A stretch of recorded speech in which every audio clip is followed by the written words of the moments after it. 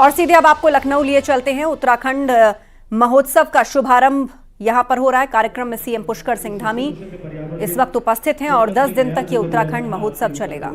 तो ये तस्वीर हम आपको दिखा रहे हैं लखनऊ से, जहां खास कार्यक्रम में उत्तराखंड के मुख्यमंत्री पुष्कर सिंह धामी पहुंचे हैं। उत्तराखंड महोत्सव का शुभारंभ यहां पर हो रहा है और इसमें सीएम पुष्कर सिंह धामी मंच पर उपस्थित हैं, जहां पर उनका स्वागत किया गया है। 10 दिन तक ये उत्तराखंड महोत्सव चलेगा।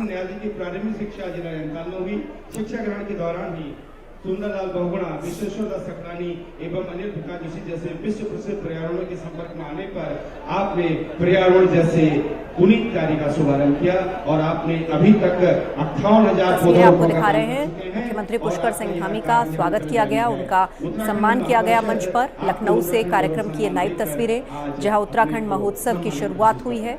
10 दिन तक ये महोत्सव चलेगा, जिसमें कि उत्तराखंड से जुड़े हुए बहुत से कार्यक्रम होंगे, वहां की सांस्कृतिक झलक होगी।